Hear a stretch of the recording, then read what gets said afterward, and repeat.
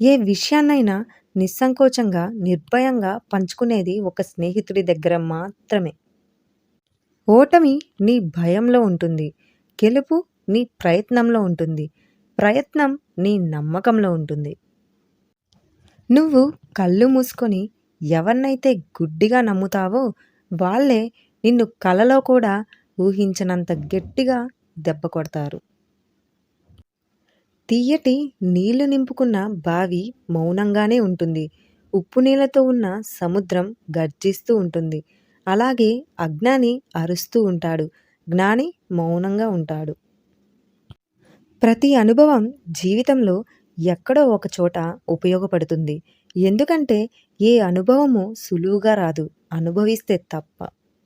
అమ్మ మౌనం వెనుక ఉన్న మాటను, నాన్న కోపం వెనుక ఉన్న ప్రేమను, స్నేహితుడి నవ్వు వెనుక ఉన్న బాధను తెలుసుకోగలిగిన వాడే అసలైన బంధాలు తెలిసినవాడు.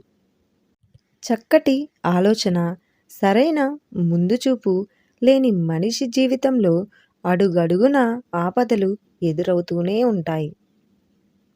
నీలో పోరాట ప్రతిమ ఎంతున్నా సాధించాలనే తపన నీలో లేకుంటే నీ పోరాటం వ్యర్థమే. ప్రతి మనిషికి దేవుడు మారటానికి ఒక అవకాశం ఇస్తాడు. మనం మారటానికి అవకాశం రావటం ముఖ్యం కాదు, దానిని గుర్తించటం ముఖ్యం. జీవితం అంటే ప్రాణం ఉన్నప్పుడు బ్రతికేది కాదు, ప్రాణం పోయిన తర్వాత కూడా బ్రతకగలిగేది. చెట్టు ఎంత గట్టిగా ఉన్నా కాలాన్ని బట్టి ఆకులు పూలు వస్తుంటాయి. అలాగే నువ్వెంత నీతిగా బతికినా కష్టాలు కన్నీళ్ళు వస్తుంటాయి, పోతుంటాయి. ఇక్కడ మనం నేర్చుకోవాల్సింది తడబడటం కాదు, నిలబడటం. అప్పుడే అనుకున్నది సాధించగలం. ఎవరిని నీ జీవితంలో ఉండమని బలవంత పెట్టకు. నీ వ్యక్తిత్వం నచ్చిన వాళ్ళు ఎన్ని సమస్యలు వచ్చినా ఎదురించి నీకు తోడుగా నీతోనే ఉంటారు. నువ్వంటే ఇష్టం లేని వాళ్ళు కారణాలు వెతికి మరీ దూరం అవుతారు. ఎదుటివారు తప్పు చేశారు అని తెలిసినా నిద్రపోయే ముందు వారిని క్షమించండి. ఎందుకంటే రేపటి రోజున ఉంటామో లేదో తెలియదు. పోయేటప్పుడు పగలు ప్రతీకారాలు ఎందుకు చెప్పండి? మన జ్ఞాపకాలు మాత్రమే మిగులుద్దాము.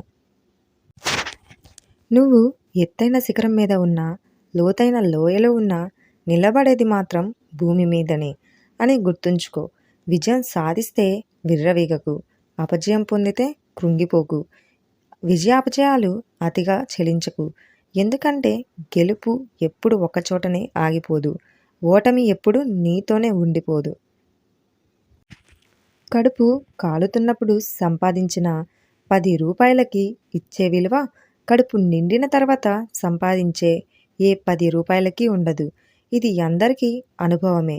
అసలు ఆనందం అనేది బయటెక్కడో లేదు. నిజంగా ఆనందం ఉండేవాడికి డబ్బుతోనో సౌకర్యాలతోనో పనే లేదు. చుట్టూ ఉన్న నీరు ఓడను ఏమీ చేయదు. ఆ నీరు ఓడలోకి చేరితేనే ప్రమాదం. అలాగే మనిషికి సమస్యలు చుట్టుముడుతున్నప్పుడు మనిషిని కృంగదీయవు. ఆ సమస్యలను మనసులో పెట్టుకుంటేనే అసలు ప్రమాదం. ఆత్మవిశ్వాసం, ధైర్యం ఉన్నంత వరకు మనిషిని ఏ సమస్య కృంగదీయదు.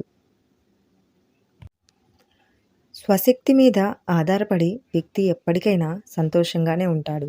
తెలివితేటలు మాత్రమే సరిపోవు, కష్టపడే గుణం కూడా కావాలి. అదృష్టాన్ని సరదాగా నమ్ముకో, కష్టాన్ని పూర్తిగా నమ్ముకో. విజయం నీదే అవుతుంది. ఎప్పటికీ తిరిగి రానిది బాల్యం, వచ్చిన తరువాత తిరిగిపోనిది వయస్సు, హద్దులేనిది మనసు, ఎవరు ఆపినా ఆగనిది చావు. బంధాల తోటలో వేప చెట్టు లాంటి బంధం కూడా ఉంటుంది. తీయగా పండే చెట్ల మధ్య చేదుగా కనిపించే నిరాదరణ చేసిన నిజానికి అవసరమైనప్పుడు దివ్యౌషధంగా పనిచేస్తుంది అదే.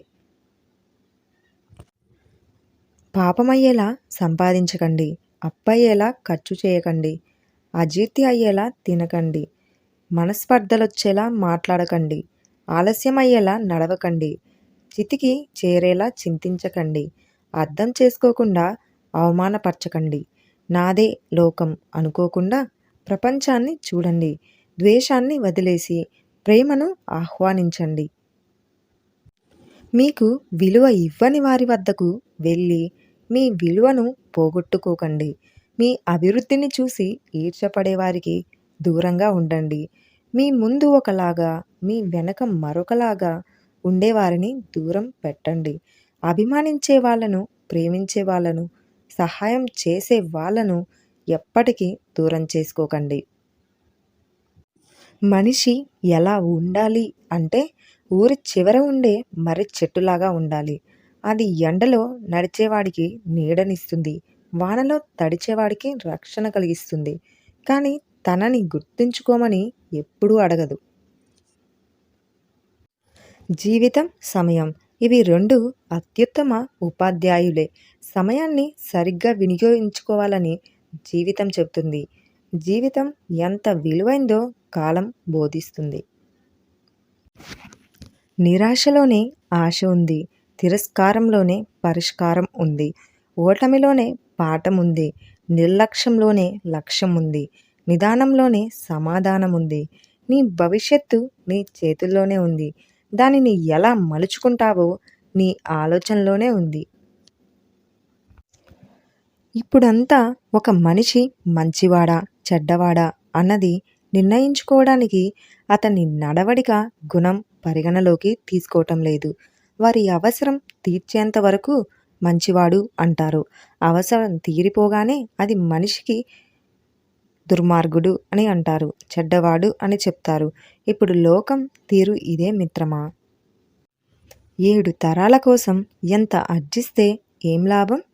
రెండో తరానికి నువ్వు కట్టిన ఇంట్లో నీ ఫోటో పెట్టే ఆసక్తే లేనప్పుడు, మూడో తరానికి నీ పేరే గుర్తుపెట్టుకునే జ్ఞాపక శక్తి లేనప్పుడు సంపాదన మానేయటం కాదు, మితిమీరి సంపాదించటం మానేయటం ఉత్తమం. భయం లేని రోజునే స్వేచ్ఛగా విహరించగలం, జీవించగలం. ఓ మహర్షి అన్నట్లుగా జరిగేది ఎలాగైనా జరుగుతుంది. జరగనిది ఎంత ప్రయత్నించినా జరగదు. ఇది సత్యం. అందుకే భయాన్ని భయపెట్టేలా బ్రతుకుదాం. చావు కంటే భయమే పెద్ద చావు. ఇది నిజం. బ్రతకటం గొప్ప కాదు, భయం లేకుండా బ్రతకటమే బ్రతుకునకు అభయం. బంధాన్ని కాపాడుకోవటానికి తల వంచాల్సి వస్తే వంచేయి, తప్పులేదు. కానీ ప్రతిసారి నువ్వే తల వంచాల్సి వస్తే ఆ బంధాన్ని వదిలేయటమే. ఎందుకంటే జీవితాంతం తల వంచుకొని బ్రతకటం కష్టం. రక్త సంబంధమైన వాళ్ళు గురించి ఆలోచిస్తున్నావంటే ఒక అర్థం ఉంటుంది. కానీ ఏ సంబంధం లేని వాళ్ళ గురించి ఆలోచిస్తున్నాము అంటే వారిపై దాచుకోలేనంత ప్రేమైనా ఉండాలి, లేదా వాళ్ళు ఎక్కడ దూరం అవుతారో అనే బాధైనా మీకు ఉండాలి మనసులో. ఏం చేస్తున్నావు అని కాకుండా ఎలా ఉన్నావు అని అడగటం, సంపాదన ఎంత అని కాకుండా సంతోషంగా ఉన్నావా అని అడగటం, సమస్యల్లో ఉన్నప్పుడు ఎగతాళి చేయక ఏమీ పర్వాలేదు సర్దుకుంటాయిలే అని ధైర్యం చెప్పటం, పని ఉన్నప్పుడు కాకుండా పని గట్టుకొని మాట్లాడి పోవటం, ప్రేమాభిమానాలు కాకుండా ఉన్నప్పుడే నేను ఉన్నాను అని భరోసా ఇవ్వండి. మనిషికి వయస్సు పెరిగే కొద్దీ అనుభవం పెరగాలి, ఆలోచన విధానం మారాలి, ప్రవర్తనలో మంచి చెడు తెలుసుకోగలగాలి. అప్పుడే మనిషికి విలువైన గౌరవం, సమాజంలో మంచి వ్యక్తిగా గుర్తింపు లభిస్తాయి. నీ బాధల నుండి నువ్వు ఎలా బయటపడాలో ఆలోచించు, కానీ వాటిని ఇతరులకు చెప్పటానికి కాదు. ఎందుకంటే ఒకరి బాధలు వేరే వాళ్లకు తీర్చరు. జరిగిపోయిన వాటి గురించి బాధపడకు, జరగాల్సిన దాని గురించి ఆలోచించు. వీడియోని చిన్న లైక్ చేయండి, ఛానల్ని సబ్స్క్రైబ్ చేసుకోండి. ఇలాంటి మరిన్ని ఇంట్రెస్టింగ్ కోర్స్ని మళ్ళీ మళ్ళీ వినాలనుకుంటే ఫాలో చేసేయండి. మీరు చేసే ఈ చిన్న లైక్ వల్ల నా ఛానల్ ప్రోత్సహించబడుతుంది. Thank you for watching.